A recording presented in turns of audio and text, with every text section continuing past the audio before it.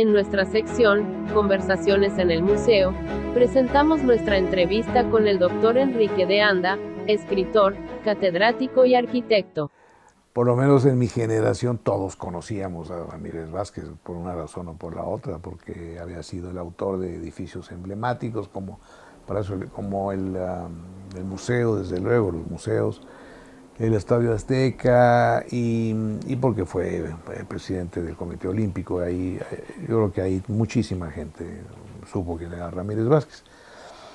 Y después no recuerdo bien, pero me parece que unos amigos y yo lo buscamos ya muchos años después, ya habiendo salido de la facultad, lo buscamos para platicar con él y siempre nos abrió sus puertas.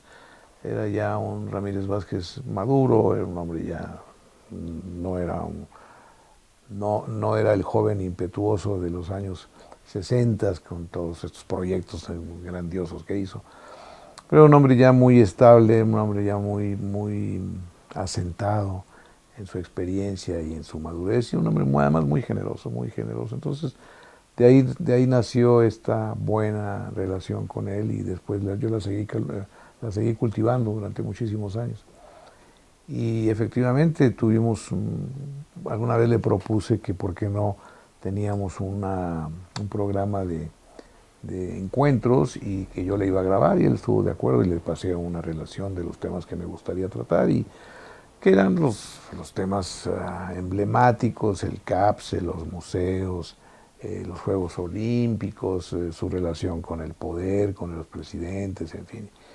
Y fuimos desgranando los temas, él fue hablando y durante muchos meses, no me acuerdo, pero esta relación este proyecto de las grabaciones duró varios años, pocos años, y después seguimos platicando y seguimos conversando, y siempre fue muy amable conmigo. Inclusive alguna vez me encargó un texto sobre el proceso legislativo.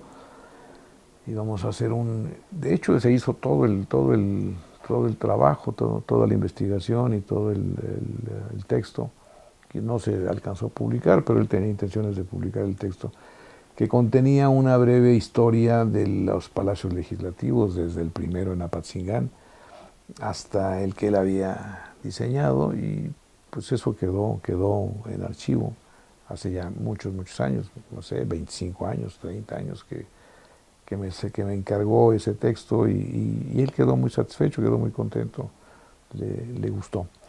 Ese fue el encuentro con Ramírez Vázquez.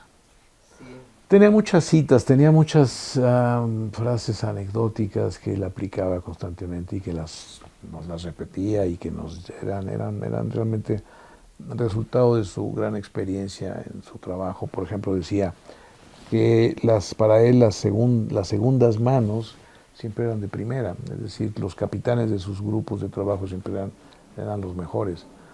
Y también decía que hay que hacer bien las cosas bien hoy, y lo demás se da por añadidura. Y él en efecto siempre estuvo muy vinculado al poder desde que empezó a trabajar. De hecho, desde su ingreso al CAPSE, recién egresado, pues ya estaba en el poder, o sea, estaba trabajando para una entidad oficial. Y luego su vinculación en la SEP, cuando le toca dirigir el conjunto de la Unidad Cultural del Bosque, en donde él inclusive participa en el diseño, y de ahí en adelante siempre estuvo vinculado al poder. Siempre tuvo la gran capacidad para incorporarse, para relacionarse con los presidentes directamente, y los presidentes sabían quién era Ramírez Vázquez, porque además el nombre es como muy pegajoso, ¿no? O sea, la relación de los dos apellidos. Generalmente no se mencionaba su nombre de pila, siempre era Ramírez Vázquez, y el Ramírez Vázquez en él se oye muy fuerte. Hay una potencia sonora muy interesante en el apellido, en los apellidos. Entonces, yo creo que, a juzgar por lo que me platicó, yo como historiador pongo siempre mucho en duda lo que me platican los autores, porque los autores siempre tienen un discurso predeterminado, muy bien armado, en donde siempre salen muy bien librados. entonces donde generalmente no se refieren a los problemas que hubo que no se pudieron resolver, o no se refieren a las dudas, o no se refieren, y me refiero en general a cualquier autor, no nada más los arquitectos en particular, por un asunto de vanidad, lo sabemos, un asunto de egolatría, egocentrismo. Entonces, bueno, don Pedro me platicó muchísimas cosas, están grabadas, pero pues con las reservas del caso, yo algunas de ellas las ponía en duda como historiador, porque tenía referencias en otro sentido que me permitían tener juicios pues un poquito más ambiciosos que lo que él me pudiera platicar. Y bueno, la relación fuerte empezó realmente con el licenciado López Mateos, y lo que pasa es que Ramírez Vázquez siempre fue un hombre de oportunidades y de mucha suerte, muchas, o sea, siempre estuvo en el lugar adecuado, en el momento adecuado y cerca de las personas adecuadas, siempre, siempre. Yo creo que no le falló ninguna, siempre fue muy afortunado en ese sentido. Y su vinculación con el poder empezó con la relación de su hermano que fue secretario del Trabajo. Él era realmente el político de la familia, el hermano, el licenciado Ramírez Vázquez, ahora no me acuerdo de su nombre de pila. Porque Ramírez Vázquez viene de una familia humilde. Ellos no son de la gran burguesía mexicana. Su padre, le decían el levitas porque él portaba una levita y era vendedor de libros antiguos. Los vendía en la antigua calle del Seminario, precisamente a espaldas del antiguo seminario, del seminario anexo a la Catedral de México, que después fue demolido, no sé, una de esas razones absurdas, una de esas razones sin razones de tirar edificios coloniales para hacer una plaza como hoy en día existe. Bueno, el caso es que Levitas vendía sus libros en la entrada de una vecindad, y de ahí sí también surgió el amor de Ramírez Vázquez por los libros. Él sí fue un bibliófilo, tenía una biblioteca muy importante, muy grande, muy bien armada, muy bien surtida. Y creo que se llamaba Manuel, el hermano del licenciado, y entonces él es el que lo invita a trabajar para que se haga un anteproyecto del edificio de la Secretaría del Trabajo. Lo hace, termina el periodo y llega López Mateos como secretario del Trabajo. Se entrevista con Ramírez Vázquez y pues parece ser que la relación fue buena desde el principio, a tal grado que le encomienda el licenciado López Mateos pues que termine el proyecto, que acabe de hacer el edificio. Y de ahí surge esta relación amistosa que duró mucho tiempo y le sirvió a Ramírez Vázquez. Fue lo que lo catapultó. O sea, el gran sexenio de Ramírez Vázquez fue el sexenio de López Mateos. Es la época en donde hace los edificios que lo van a posicionar inclusive a nivel internacional, y crea esta relación que a la postre, años después, le va a permitir le permitió que el presidente Díaz Ordaz lo nombrara presidente del Comité Olímpico Mexicano. Y de ahí ya el despegue internacional, ¿no? O sea, Ramírez Vázquez ya empezó a ser conocido, proyectos en el extranjero. Además, siempre fue un gran difusor de su obra. Gran difusor, como lo han sido los grandes arquitectos. Barragán fue el gran difusor de su obra. Le Corbusier es la quinta esencia de una persona promoviéndose en todo el mundo. Muy ajeno a esta idea que había en México en los años 60 y 70 de que los arquitectos no debían de promoverse. Los arquitectos estaba prácticamente prohibido, era un asunto no escrito, pero era una suerte de tradición que los arquitectos no podían poner en el directorio del edificio su nombre y poner que era arquitecto. A diferencia de los médicos que lo ponían en las vidrieras, y los dentistas y los abogados. Bueno, pues este prurito de falsa modestia pues, fue totalmente ajeno a Ramírez Vázquez, que fue el gran promotor. Una de las grandes promociones de Ramírez Vázquez fue esta obra monumental todo en él fue monumental, todo fue monumental. O sea, Ramírez Vázquez no pensaba en pequeñito, y no pensaba en pequeñito, ni tampoco en cosas grandototas, como por ahí algún crítico hablaba de las dimensiones, no, pensaba en cosas de portento, en cosas de gran escala, de gran fuerza. Y una obra monumental fue este libro de los 4000 años de arquitectura mexicana, que fue una gran recopilación fotográfica, un estupendo álbum de fotografías, donde aparecen edificios que vienen desde el mundo prehispánico hasta la ciudad universitaria y todavía años posteriores. Y esta obra la hace con el propósito de difundir a la arquitectura mexicana a nivel internacional y obviamente de conseguir encargos.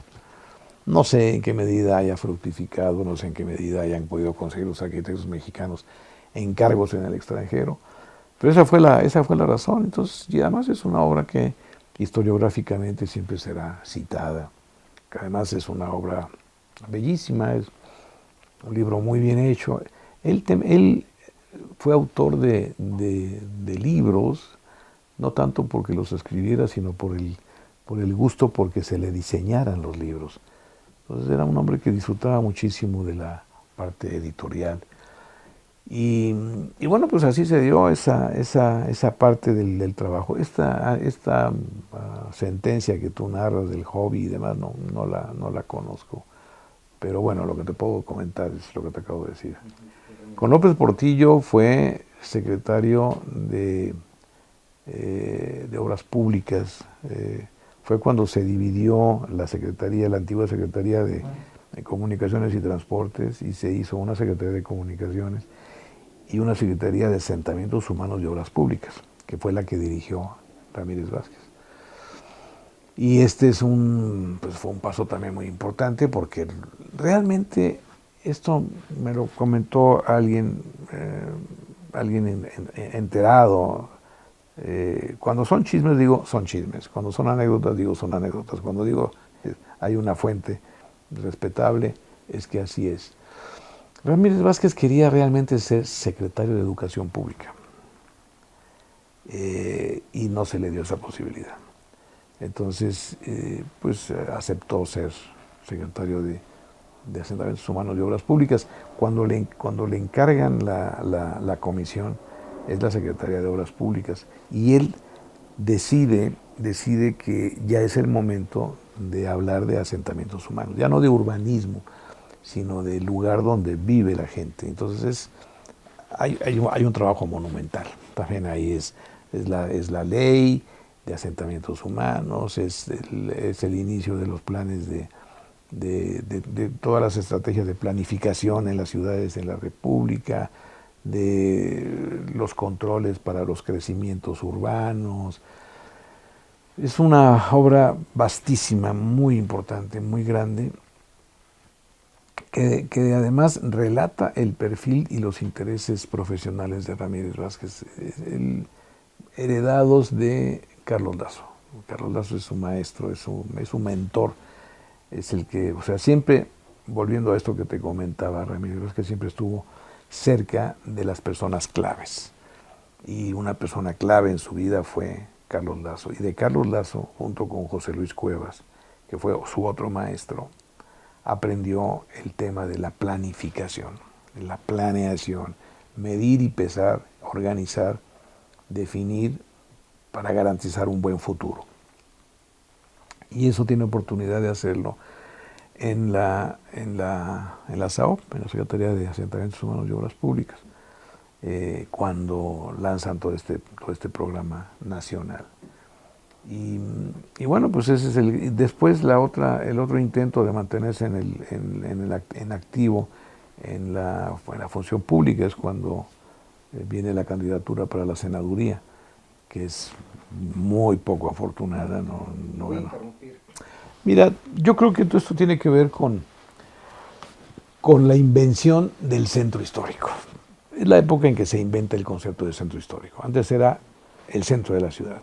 Después viene de la mano tú lo sabes bien, del tema de la Coyolxauhqui y la exhumación de la cimentación del Templo Mayor, que es eso, no es una cimentación la que exhumaron, no hay nada más. En fin, toda la parte que tiene que ver con la exploración arqueológica pues es interesantísima, ha sido riquísima, ha dado la posibilidad de entender a la cultura mexica de una manera mucho más amplia. Pero bueno, el tema es que empieza a conceptualizarse esta idea de un centro de la ciudad, un lugar de la ciudad donde están concentradas las tradiciones y la identidad. Antes se hablaba de nacionalismo, con López Mateos se hablaba de nacionalismo. Ahora hablan de identidad, la búsqueda de la identidad, si son los mexicas, si son los mayas, si son los españoles.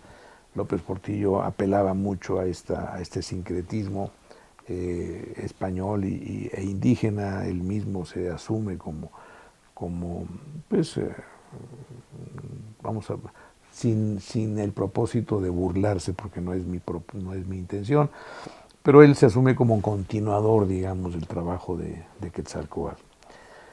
Y por otra parte, pues es el que abre las relaciones con España, y él mismo se reconoce como su familia viene de un sitio de España, en fin. Entonces, esta parte que tiene que ver con el mestizaje está en el centro histórico. O sea, ese es el lugar de la fundación, ese es el lugar del encuentro entre las dos culturas. Y geográficamente el centro histórico pues ya está muy desarrollado hacia la Alameda, todo ese sector, que es el sector poniente, pero está abandonado el sector oriente, que es la parte posterior. Y es la parte posterior, es la parte que todavía tiene como un gran potencial de vestigio. Por ejemplo, la acequia, uno de los canales que quedaban, que se sabía que habían existido ahí en la época mesoamericana. Y la verdad es que no sé, sería un despropósito decir si la idea fue de él de abrir este eje por Correo Mayor y desembocar en el Palacio Legislativo, pero la idea era pues, abrir toda esa zona, potenciarla, hacer esta labor de limpieza que siempre se dice, vamos a limpiar. ¿Qué es lo que sí, con este corredor? ¿Qué es lo que dice Félix Sánchez cuando trabaja junto con Mario Pani en la parte de Tlatelolco? Que dicen, bueno, pues vamos a limpiar esta zona de los tugurios, ¿no? Que ese es un concepto realmente de Félix Sánchez y no de Mario Pani. Y aquí la idea es abrir el eje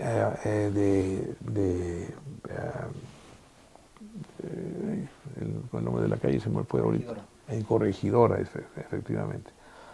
Y rematar en el acceso al Palacio Legislativo y dinamizar toda esa zona, o sea, generar nuevas condiciones, claro, de rentabilidad, y siempre el argumento es vamos a ir en contra de la miseria, en contra de esos lugares que están poblados de bandidos, y vamos a procurar una limpieza social. Y entonces por eso es que proyectan el edificio del nuevo Palacio Legislativo, el Palacio Legislativo con su fachada coincidiendo con el eje de Corregidora. Y ese es el tema. Y claro, de la mano, pues entonces es decir, ya se habían salido de ahí los ferrocarriles, ya la estación de San Lázaro estaba desocupada. El eje exactamente es el remate en la puerta, esa era la intención. Porque inclusive así fue la inauguración. La inauguración es en un informe presidencial. López Portillo sale y camina por todo ese eje y es más, va a dar o sea, va de Palacio, va al Palacio Legislativo, une los dos palacios y va por Corregidora. O sea, esa es la ceremonia inaugural y ahí es donde debe haber sido el sexto informe, o el último, el último o el penúltimo. Pero bueno, no es una posición accidental, tiene que ver porque además seguramente por el lado de Moneda no había posibilidades por el ancho de la calle, entonces eligen que sea Corregidora y entonces restauran esta parte de la acequia, que luego se llena, luego se vuelve una poza infecta, tienen que cerrarla. O sea, son muchos planes con buenas intenciones, pero con pocas pocos resultados positivos. No tengo una respuesta sensata, yo diría que esto linda en la fantasía, o sea, el hecho de intentar identificarnos en el edificio del Palacio Legislativo, cuando ni siquiera lo conocemos, cuando hoy en día está totalmente bloqueado, está aislado de la gente. Este es uno de los conceptos también como muy manidos y también muy criticables, ¿no? de la arquitectura que nos tiene que identificar. Hay edificios edificios icónicos y muy particulares que sí plantean un problema o un tema de identidad muy fuerte. La Basílica de Guadalupe, por ejemplo, ahí sí no hay duda. La gente no le importa el edificio, la gente va y se postra frente a la imagen. O sea, si tú les preguntas a las personas, oiga, dígame usted dónde se encuentra retratado en este gran círculo o en este ambiente, pues poco les interesa, poco importa, porque realmente el ícono no es el edificio, el ícono es la presencia, porque no es un lienzo, es la Virgen en sí misma la que está ahí. Y aquí tú dirías, bueno, ¿y dónde está entonces la identidad? Ellos plantean elementos muy claros y muy importantes, desde luego la bandera, el gran despliegue de la bandera, que honestamente no fue muy afortunado, y es como una segunda parte del Museo de Antropología, ¿no? El Museo de Antropología, por su escala, por sus materiales, por su posición, fue un éxito desde un principio. Bueno, pues mira, hay una relación muy fuerte, formal. Los dos tienen un eje de simetría muy poderoso, los dos tienen, el elemento central es el acceso transparente y tienen dos pilones macizos a los lados. En el caso de Antropología está recubierto de mármol Santo Tomás, en el caso del Palacio Legislativo tiene un tezontle y tiene otro material. Bueno, el verde está en el escudo, el blanco es la chiluca y el rojo está en el tezontle. Una relación bastante,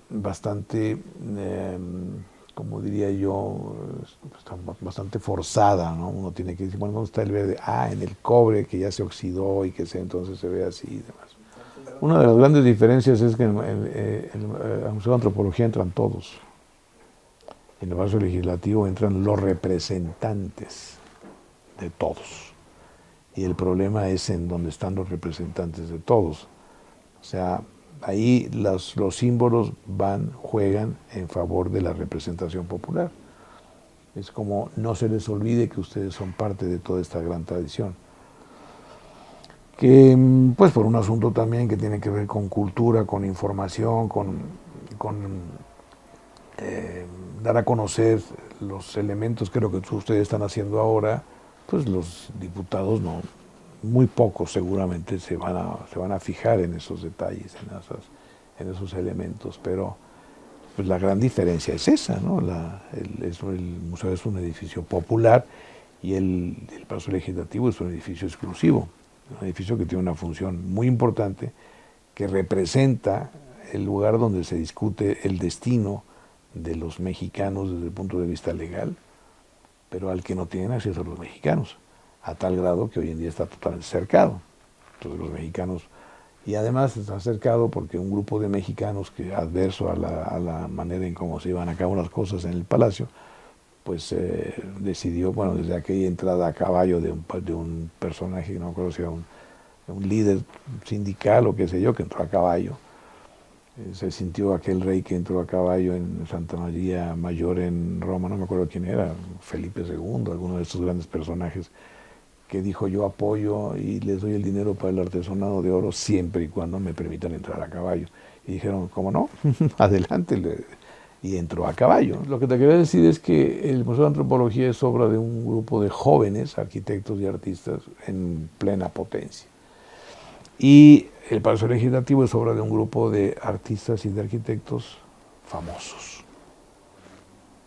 O sea, Chávez Morado en la celosía de la Galería de la Lucha del Pueblo Mexicano es excepcional.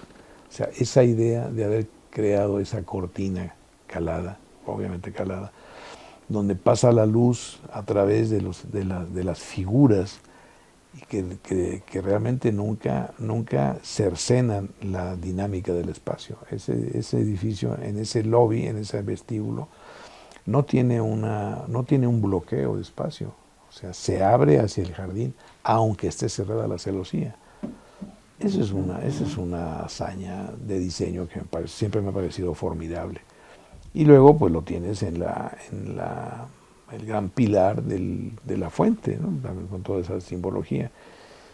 Y luego pues ya nos encontramos con el gran escudo en el palacio y las banderas de Meshac en el tablero de madera y como el gran candil de la sala de plenos con la figura de Quetzalcóatl. O sea, ese es el Quetzalcóatl que está ahí, que de alguna manera era hacerle ver al legislativo que el presidente está ahí arriba, ¿no? Porque eso es la quinta esencia del... O sea, López Portillo se asumía como un seguidor quiero decir seguidor y no otra cosa, de Quetzalcóatl. Entonces, hay ese tipo de relaciones que, como todos los símbolos, son caducos, no son caducos, son efímeros, excepto algún tipo de símbolos que son muy potentes como los religiosos. Los símbolos políticos se van degradando, se van perdiendo, y llega el momento que solamente los historiadores lo pueden rescatar porque nadie más entiende de qué se trata. La X es una suerte como de obsesión que tiene Ramírez Vázquez y que está tomada de Alfonso Reyes, ¿no? Con la X en la frente. Y pues ahí la traen de un lado para otro. La X la usa en el pabellón de Sevilla, la X la usa en la celosía acá en el legislativo, y pues tiene que ver con el nombre de México, ¿no? Es una vieja reflexión o es una vieja propuesta que hace Alfonso Reyes, pues que a mí nunca me ha parecido muy acertada, ¿no? Si identificarte con una letra, además una letra extraña, bueno, ¿por qué no fue la H, ¿no? ¿Por qué no fue la I, no es la X? Porque es la más extraña de las que componen el nombre de México.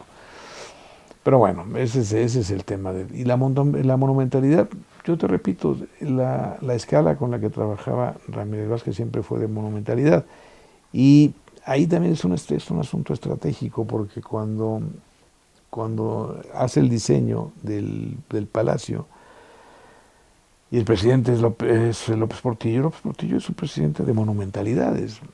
López Portillo nunca fue de lo chiquito, siempre fue grandioso. Entonces es una manera también como de congeniarse, no congeniarse, pero sí es una deferencia hacia el gran poder que es el presidente, que le ha permitido a él ser secretario de Asentamientos Humanos, y porque ahí no había una relación amistosa previa, hasta donde yo sé. Ahí pues López Portillo lo elige seguramente dentro de una terna que le presenta alguna organización que necesita un ingeniero o un arquitecto en esa secretaría. Y poco a poco se va convenciendo de que su decisión fue la correcta. Una cosa es que tenga trabajo y otra cosa es el poder que puede tener por el respeto profesional, por ejemplo, ¿no? A mí me parece que eso es muy importante. Y Ramírez Vázquez siempre fue Don Pedro. O sea, a donde quiera que se paraba a recibir un premio, que la última parte de su vida fue recibir premios y reconocimientos. Sí debe de haber tenido trabajo en su despacho, pero ya era la aclamación por el trabajo de toda una vida. Y eso, si bien es cierto que no es el poder que te permite contratar y utilizar recursos económicos, pero es el poder de la presencia, es el poder el poder de la posición que tienes dentro del gremio y dentro de la cultura. Y entonces siempre fue Don Pedro. Y porque además por sus grupos de trabajo pasaron cientos de arquitectos, muchísimos arquitectos que trabajaron con él en sus distintos proyectos, y todos siempre fueron agradecidos, todos, porque fueron oportunidades únicas: trabajar en un museo, trabajar en un palacio legislativo, en un edificio particular. Siempre fue una gran posibilidad el poder trabajar en uno de los equipos de los grupos de trabajo de Ramírez Vázquez. Es una pregunta muy importante, ¿cuáles son los valores del conjunto de San Lázaro? Yo creo que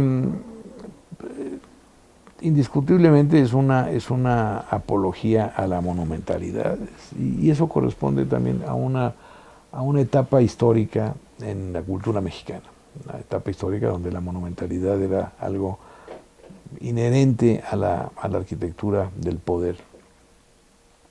Por otra parte, es algo que también caracterizó a los edificios de Ramírez Vázquez, este sector de edificios de orden público, que es el uso de cierto tipo de materiales de acabado. El tesontle siempre fue muy importante para Ramírez Vázquez, la cantera, el uso de esos materiales. Después el problema de haber creado esa sala, porque además ahí el tema fue que en el proyecto ya no cabían en el edificio, en el viejo edificio, porque fue el momento en que apareció la figura de los diputados, los que no son electos por votación, sino que tiene un término que ahora no recuerdo. Y entonces esto planteaba el aumento, un aumento muy importante en el número de plazas. Ya no cabía, entonces había que hacer un edificio nuevo. Entonces resolver un edificio de ese tamaño, una sala de un pleno de ese tamaño, es un problema, es una estrategia de diseño muy complicada, muy compleja, ¿no? Y un valor importante también, pues es desde luego esta manera en cómo se dinamizó ese otro sector de la ciudad. Si después ya no se continuó, pues eso ya no es problema, no fue un error de diseño, es una cuestión ya de índole del gobierno de la propia ciudad.